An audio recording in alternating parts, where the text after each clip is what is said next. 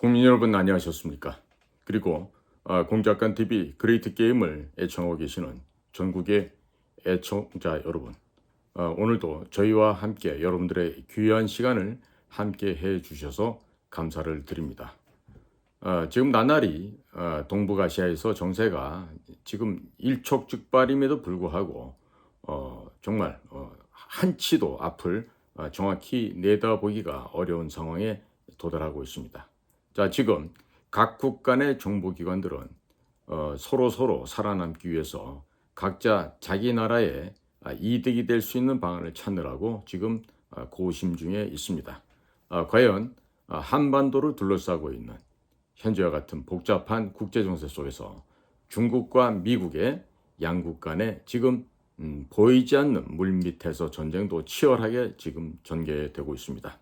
자, 그렇다면 오늘 제가 던져드릴 말씀은 미국의 정보기관이 있습니다. 18개나 있고요. 그 전체를 총괄하고 있는 DNI도 따로 있습니다. 그러면 CIA나 FBI, NSA 같은 미국의 정보기관에서 중국 고위층들의 재산을 폭로하면 중국은 어떻게 될까요?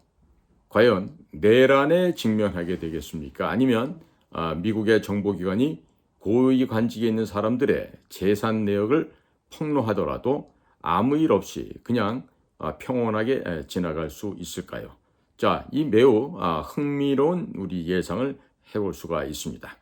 자, 그런데 불행하게도, 즉 중국의 공산당 입장에서 보면 매우 불행하게도 미국의 정보기관이 상당 부분의 그들의 숨겨진 재산 내지는 꼭 세상에 드러나서는 안 될 비밀 이야기들을 미국 정보기관이 파악을 하고 있습니다. 즉 미국의 정보기관은 시진핑을 비롯해서 정치국 상무위원 등 중국 고위층들의 부패 현황 그리고 은닉재산 관련 보고서를 현재 거의 완성을 다 시켜가고 있다고 합니다.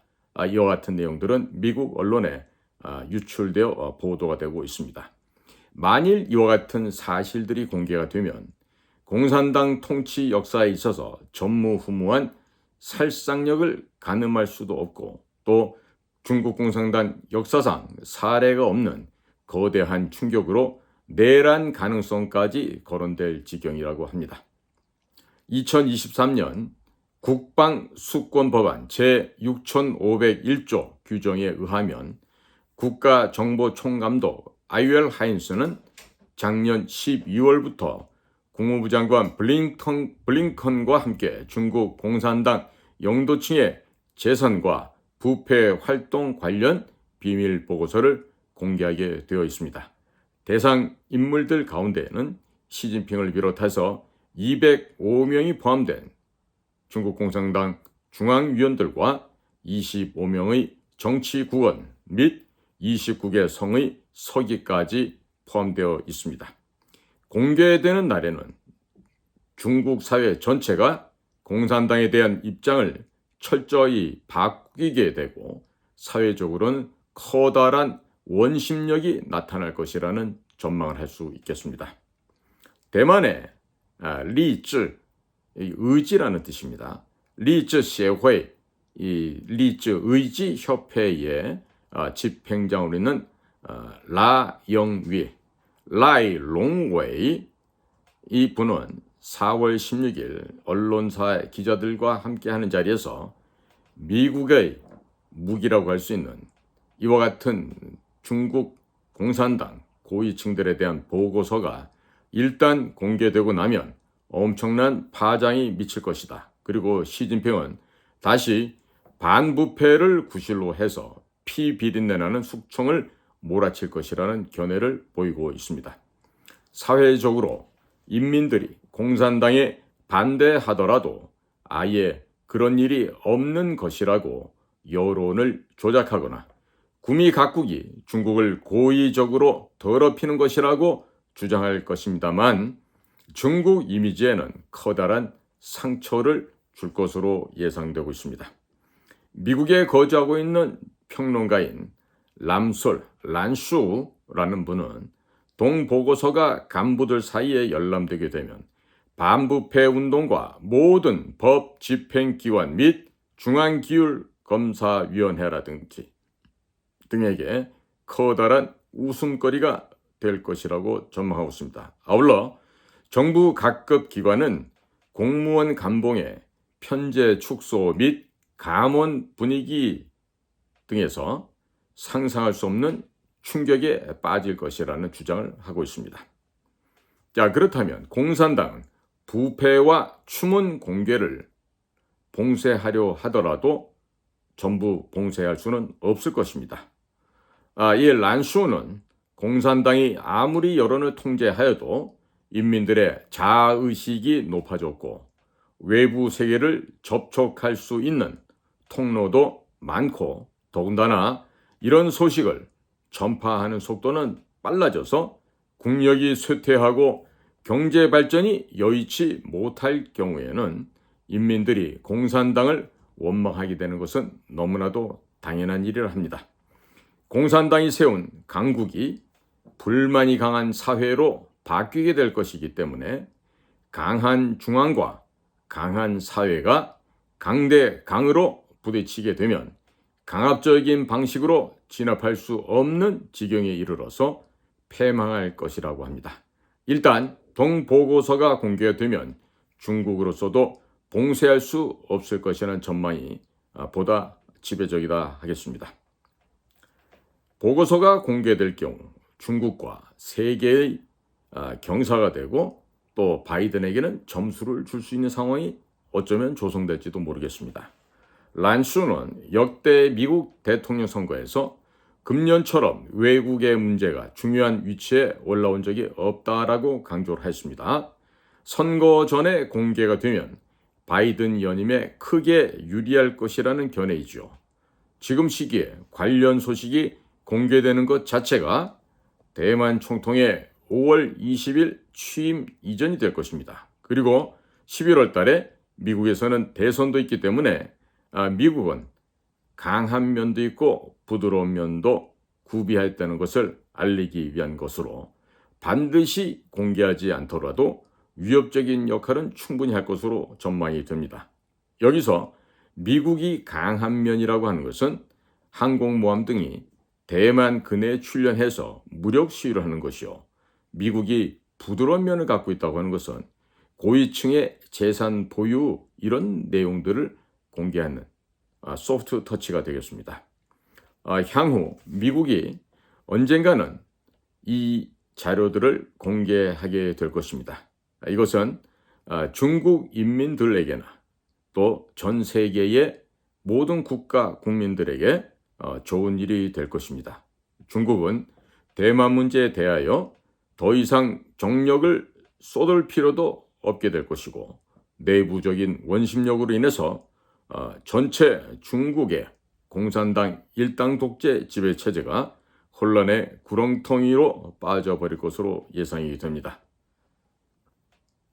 자, 이러한 고위층들의 부패 현상, 또 그 부패 현상이 진실로, 팩트로 드러나서 모든 사회로 인민들이 알게 될 경우 이것은 상상을 초월할 수 없는 살상력, 무제한급의 무기로 변모하게 될 것입니다. 자, 이것은 다른 나라 같은 경우에서는 개발할 수조차 없는 정말로 가공할 수 있는 최신형의 최극단의 살상력을 가진 무기라고 할 수 있겠습니다. 자, 국민 여러분, 지금 제가 중국의 지배계층들, 고위관리들에 대한 재산 공개를 할 수 있다라는 지금 소식이 외부 미국 쪽의 언론을 통해서 흘러나오고 있습니다. 이 얘기는요, 이미 상당 부분 미국의 정보기관에서 중국 지배계층, 또 지도계층, 국가 영도계층이라고 하는 사람들의 문란한 사생활 뿐만 아니라 그들이 재산을 미국으로 빼돌리거나 혹은 캐나다, 유럽, 혹은 오스트레일리아, 뉴질랜드 이런 쪽으로 재산을 빼돌리면서 오직 국가의 존망이나 흥망성쇠에는 관심이 없고 나만 잘 살고 내 자식만 잘 살면 된다는 이런 극히 편협하고 이기적인 생각으로 말미암아서 이런 부조리가 발생한다고 하겠습니다. 자, 국민 여러분, 지금은 작고하고 없지만 황국이라는 사람이 있었어요. 황쥐, 상하이방에서 역할을 했던. 근데 그 사람의 재산은요, 유럽의 모 국가에 그 국가 전체 국토 면적의 한 10분의 1 정도가 그 사람 개인의 땅이라고 하는 이런 정말 믿지 못할 이야기가 진실로 팩트로 전해 내려오고 있습니다. 자, 곧 있을 중국의 내파 현상, 내부적으로 붕괴되는 임플로전은 여하히 진행되고 있을 것인지 우리가 관찰을 해야 되겠습니다만은 이럴 때일수록 중국의 상황이 어떻게 전개되고 즉각 변모하는지 이것을 제대로 알아야 되겠는데 이를 위해서는 중국에 파견되어 있는 대한민국의 외교관들의 역할이 몹시도 중차대하다 이렇게 결론을 낼 수가 있겠습니다. 지금 해외 공관장 회의 때문에 지금 그 각국에 파견되어 있던 대사, 총영사 이런 분들이 지금 서울에 들어와서 지금 아마 교육도 받고 여러 가지 행사를 하게 될 텐데요. 특히나 요즘 한국, 일본어 한겨레 신문에서 아주 집요하게 물고 늘어지는 일이 있어요. 그게 바로 현재 주중 한국 대사로 나가 있는 정재호 대사에 관련한 이야기들입니다. 아마 아시는 분들은 다 아시겠지만 이러한 일들이 우리 4강이라고 하면은 미국, 러시아, 일본, 중국 이렇게 할 수 있는데 이 중국에 나가 있는 대한민국의 특명 정권 대사가 이런 정말 어찌 보면은 사소한 일도 안 되는 일에 연루가 되고 갖가지 추문과 또 언론계들과의 극단적인 대립 등으로 인해서 지금 아주 좋지 못한 이야기들이 흘러나오고 있습니다. 지금 우리가 이런 그 중차대한 상황에서 우리는 머지않은 장래에 중국의 붕괴를 보게 될 것이고 또 그 중국이 붕괴될 때 대비해서 철두철미한 계획과 준비, 대비를 해야 되겠는데 이처럼 그 중국말도 제대로 안 되면서 또 중국의 고위층들과 변변한 대화도 한번 나누지 못하는 이런 대사들이 벌써 노영민이 그다음에 장하성이에 이어서 이번에 정재호까지 이어지고 있다는 이 참담한 이 나라의 외교 현장을 보면서 정말 우리는 다시금 이를 한번 더 깨물고 더욱더 철두철미한 대비를 해야 되겠습니다. 자, 이럴 때 바로 국가정보기관에서 정확한 동향을 파악 분석해서 대통령에게 올바른 판단하게끔 그 정보 자료를 제공해야 될 텐데 과연 지금 그런 일들이 원활하게 되고 있는 것 같지가 않아서 몹시도 걱정스럽습니다. 자, 오늘도 우리 애청자 여러분들의 귀한 시간을 저희 공작관 TV 그레이트 게임과 함께 해주셔서 감사를 드립니다. 안녕히 계십시오.